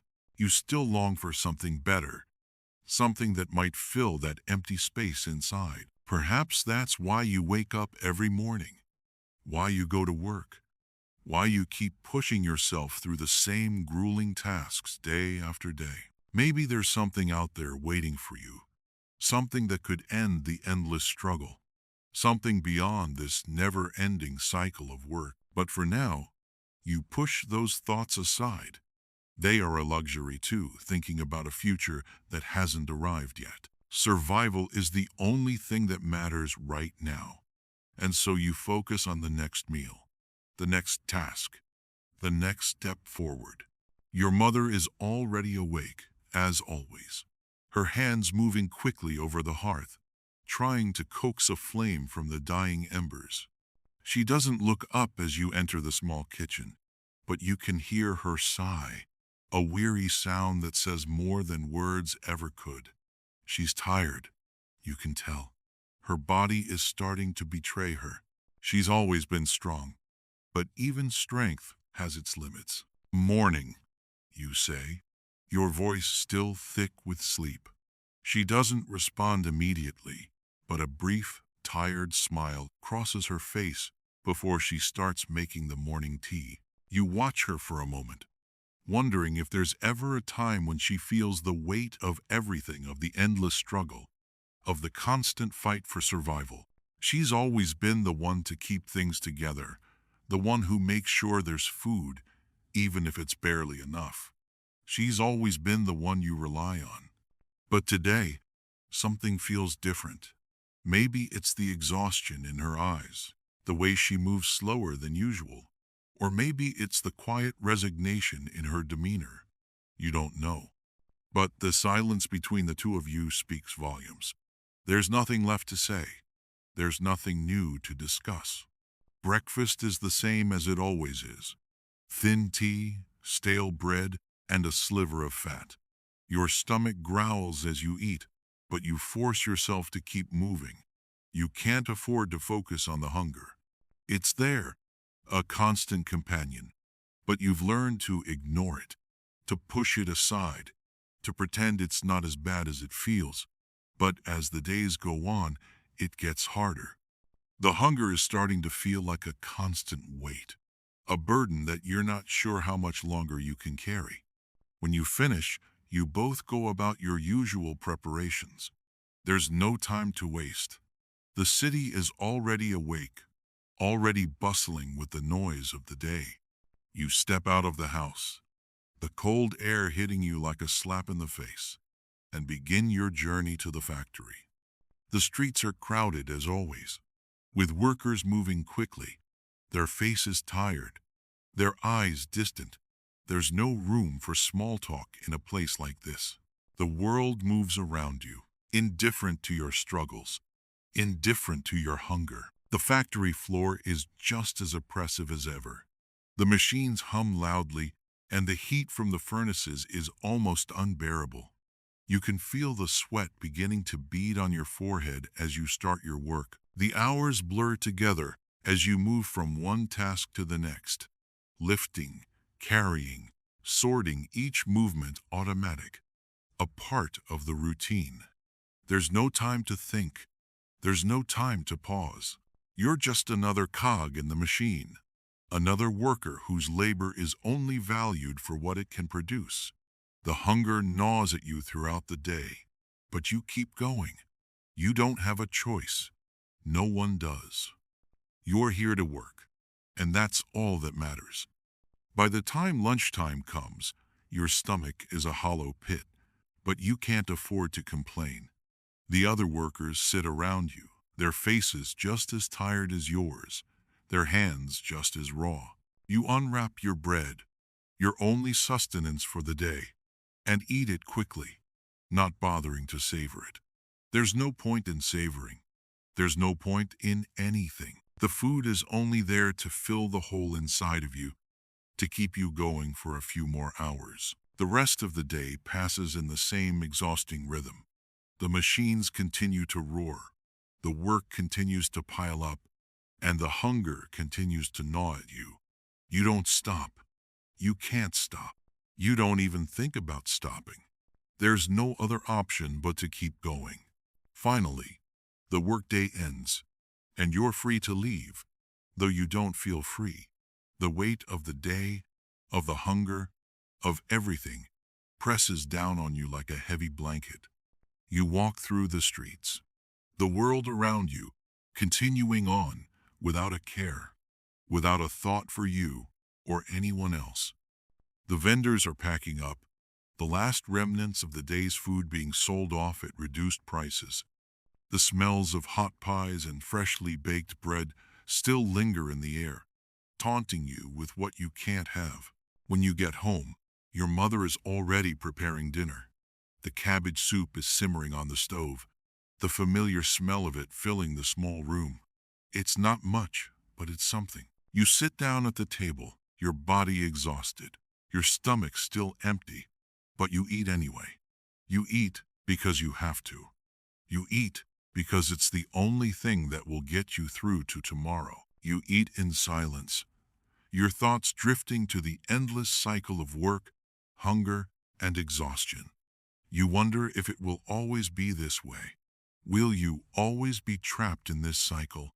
Will you always be fighting for every scrap of food, every moment of rest? Or will things change? Your mother doesn't say much, but you can see the same questions in her eyes. She's tired. She's worn down. The weight of this life is starting to show in the way she moves, in the way she holds herself. You don't know how much longer she can keep going. You don't know how much longer either of you can survive like this. But in that moment, as you eat, something inside you stirs a flicker of something more, a tiny spark of hope. Maybe things won't always be like this. Maybe somehow things will change. And for the first time in a long while, you let yourself believe it. The rhythm of the days hasn't changed.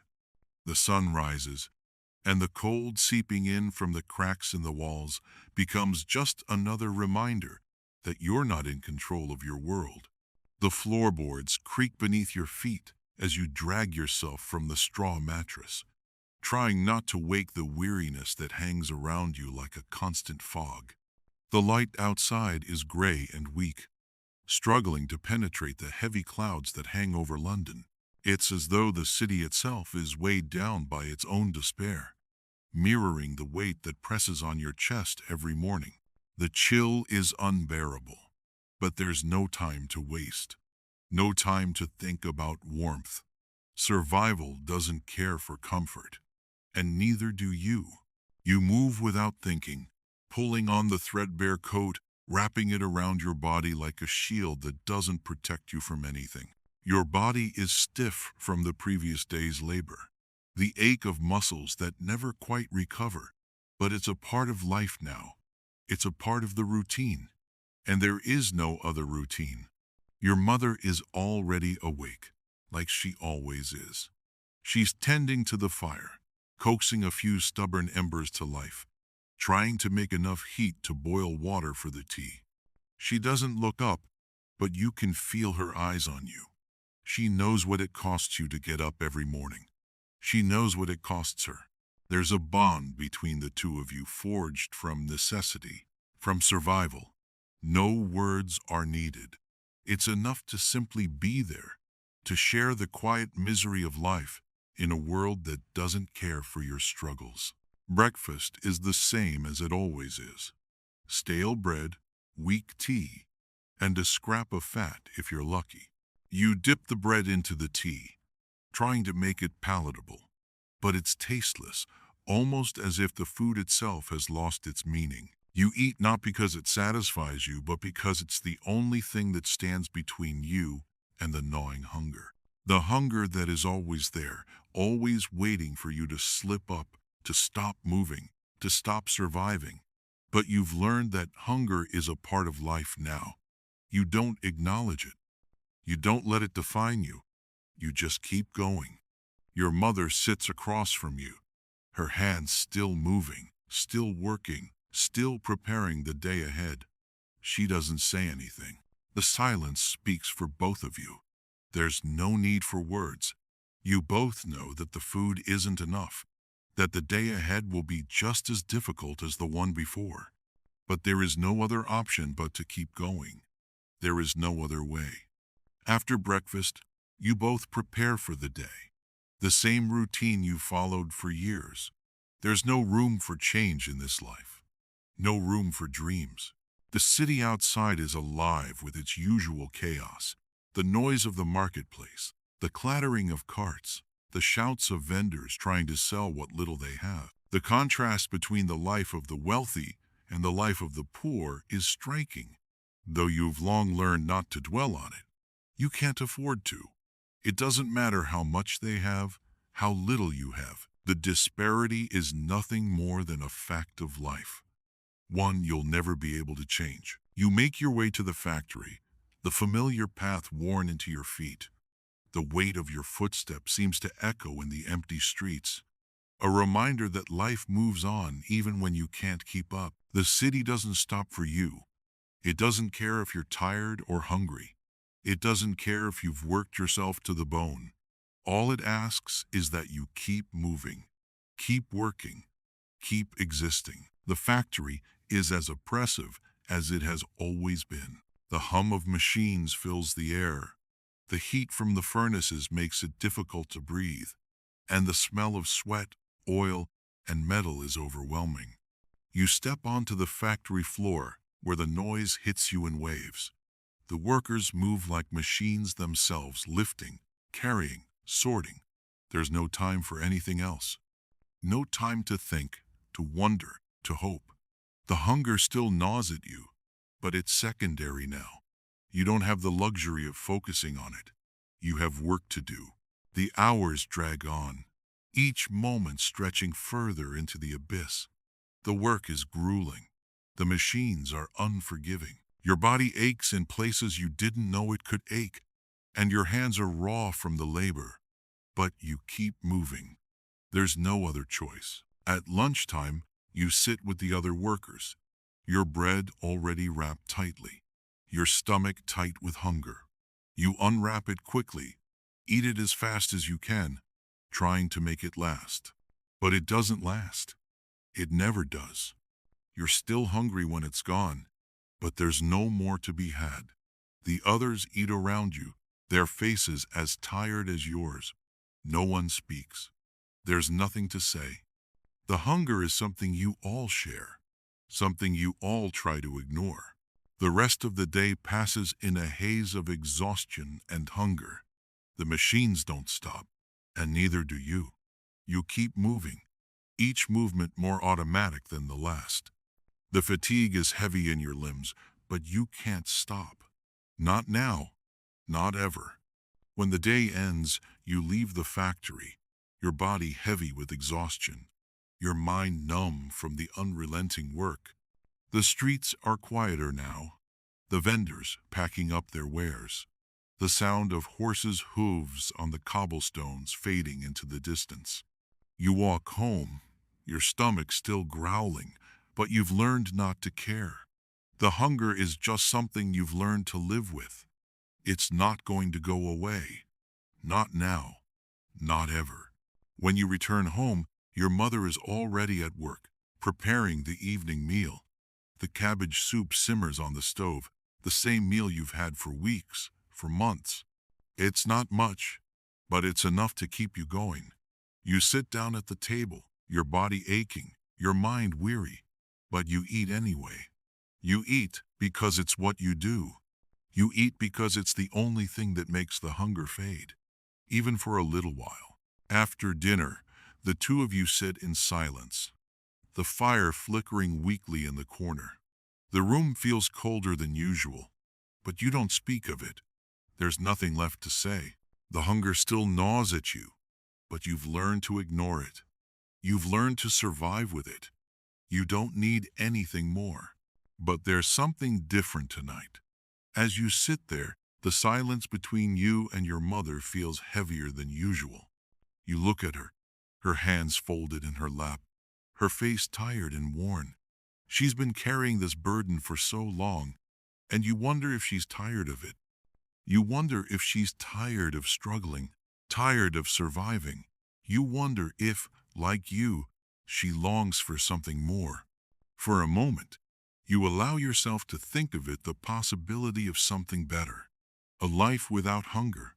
A life without work that breaks you down every day. A life where you can rest. But then, the thought slips away, like a fleeting dream. It's too far out of reach, too impossible to hold on to. But for that brief moment, you allow yourself to imagine it. You allow yourself to feel that glimmer of hope. And then, just as quickly, you push it aside. Because hope is a luxury, a dream for those who can afford it. You lie down that night, your body heavy with exhaustion, but your mind restless. The hunger is still there, gnawing at you. But tonight, it's different. You feel something else, a flicker of something more. It's not much. It's barely a thought, a whisper in the dark. But it's there. For the first time in a long while, you wonder if things could be different. The days stretch on like an endless sea, waves of work and hunger crashing over you, dragging you further into the routine of your life. The mornings are cold, the air thick with the bite of winter that doesn't care for the worn coats or thin blankets you have. Yet, somehow, you manage to get up each day, to go through the motions that keep you alive, even if it's only just. The weight of yesterday presses on you, but you ignore it. You push it aside, just like you've learned to push aside the hunger, the exhaustion, and the despair. You have no other choice. You move through the motions of getting up, of dressing in the same clothes you've worn for too long, of eating the same meager breakfast that has become a part of you. The tea is weak, the bread stale, and the fat, if you're lucky, hardly enough to cover the hunger that gnaws at you. But you eat anyway.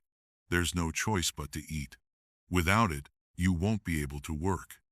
Without work, you won't survive. Your mother, already awake and moving around the small kitchen, doesn't say much. She never has to. The silence between you both speaks volumes, a quiet acknowledgement of the struggles that have shaped both of you. She's tired. You can see it in the way she moves, in the way her shoulders sag just a little lower each day. But she doesn't stop. She never stops. For her, there's no time for weakness. There's no time for rest, only survival. You look at her as she stirs the pot, her hands moving as though she's done this 1,000 times before, and she has. You wonder, sometimes, how much longer she can keep going like this. How much longer she can carry the weight of everything on her own. You want to tell her that you'll do more, that you'll make things better, but the words stick in your throat. What's the use? You're both trapped in this life, this never-ending struggle. There's no room for promises. There's no room for hope. The sound of the kettle boiling snaps you back to the present, and you both go through the motions of breakfast. Weak tea, stale bread, a thin slice of fat, if you're lucky.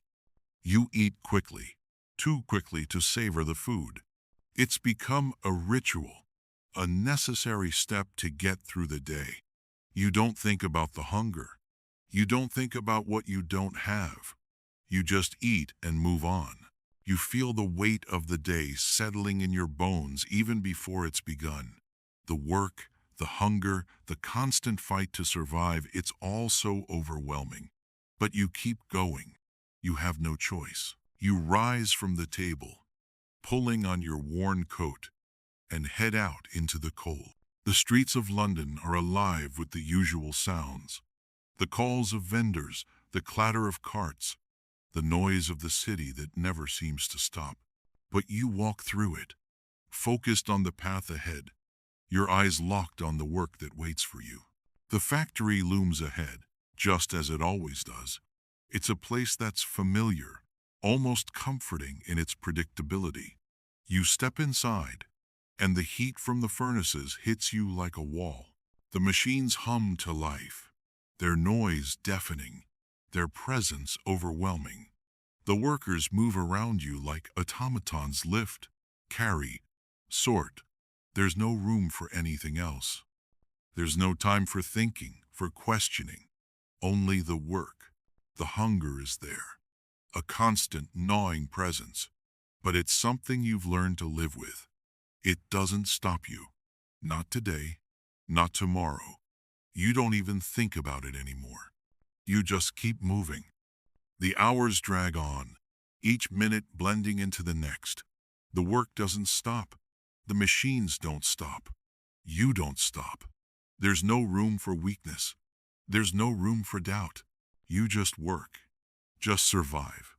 The day passes in a blur, the machines roaring in your ears, the heat from the furnaces pressing in on you, and the hunger always there, always waiting. By lunchtime, you're too tired to care. You sit with the other workers, unwrapping your bread, your only meal for the day.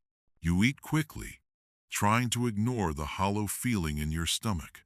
There's no point in savoring it. There's no point in thinking about what you can't have. The hunger is always there, always waiting for you to give up, to stop moving. But you don't. You eat, and then you get back to work. That's all there is. The afternoon passes, each hour dragging on, each minute a test of endurance. The machines don't stop, and neither do you. By the time the workday ends, your body is a mass of aches and exhaustion. Your hands are raw, your muscles sore, your stomach empty. But you keep moving, because there's no other choice. There's nowhere to go, nothing else to do but keep working. The streets outside the factory are quieter now, the vendors packing up, the noise of the day fading into the evening. You make your way home, your feet dragging with every step, your body begging for rest. The hunger gnaws at you, but it's something you've learned to ignore. There's nothing you can do about it, nothing you can change. You just keep going. When you arrive home, Your mother is already at work, preparing the evening meal. The cabbage soup simmers on the stove, the familiar smell filling the small room. It's not much, but it's enough to get you through to tomorrow. You sit down at the table, your body heavy with exhaustion, your stomach still growling. But you eat anyway. You eat because you have to. You eat because it's all you have. The silence between you and your mother is heavier than usual tonight. It's not the usual comfortable silence, the silence of two people who have learned to live in the same space without needing to speak. This silence feels different, like there's something unspoken, something both of you are avoiding. You wonder if she feels it too, the weight of the days, the weight of everything that's been building up, the weight of the hunger that won't go away. You both eat in silence, the sound of spoons clinking against bowls the only noise in the room. The fire crackles weakly in the corner, but it offers little warmth. The hunger is still there, gnawing at you, but it's nothing new. You've lived with it for so long now that it's just a part of you, just like the work, just like the endless cycle of survival. But tonight, something is different. The hunger is still there, yes, but there's a feeling, a glimmer of something more. Maybe it's the thought that one day this will change. Maybe it's the quiet hope that somehow things could be different. Maybe, just maybe, there's more to life than this. You don't say anything, neither does your mother, but in the silence, you both know. You both feel it. That small, fragile hope. It's not much. It's barely a thought, a whisper in the dark. But it's there. And for the first time in a long while, you let yourself believe it. That things could be different.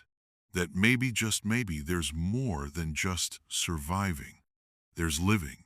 And for the first time in ages, you allow yourself the smallest hope that one day you'll know what it's like to have enough. As the days stretch on, the routine persists, unchanged and unforgiving.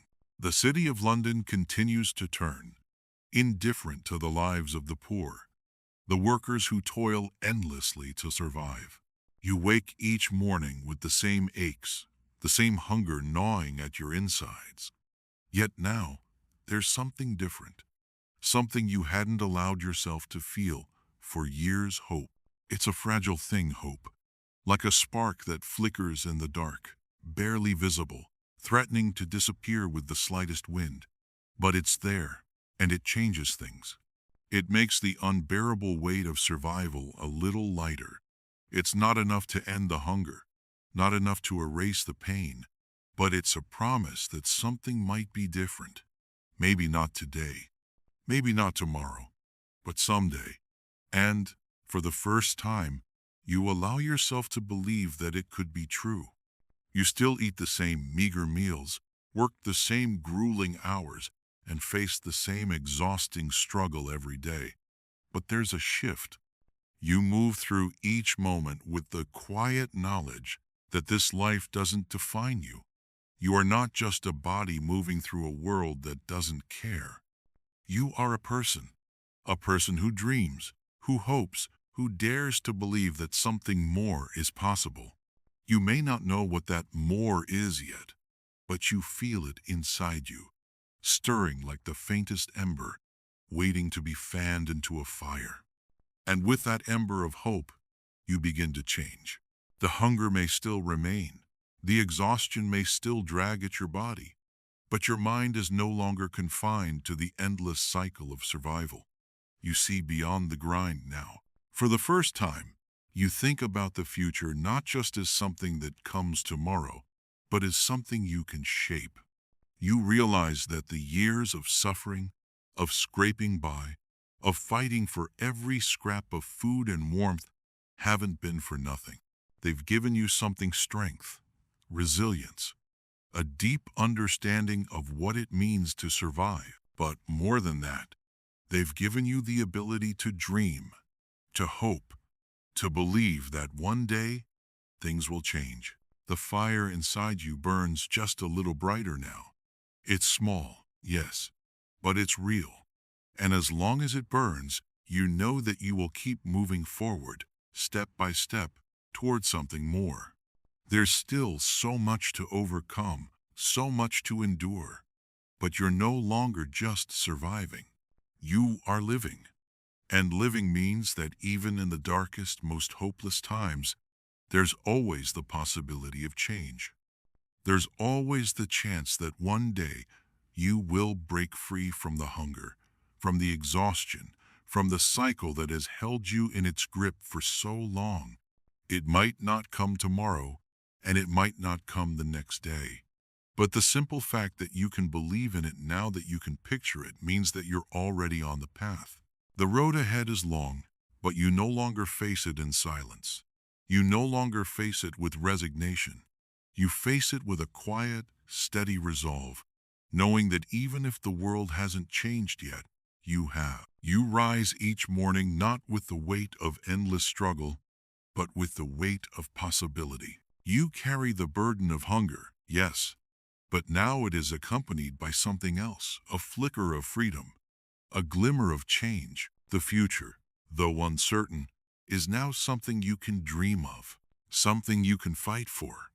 And one day, when the hunger fades and the exhaustion lifts, you'll find that the hope you carry with you has transformed into the reality you once thought impossible. For now, though, you continue. You continue to wake, to work, to survive. But you do so with the knowledge that the future is still unwritten and that you have the power to shape it. And that, perhaps, is the greatest victory of all.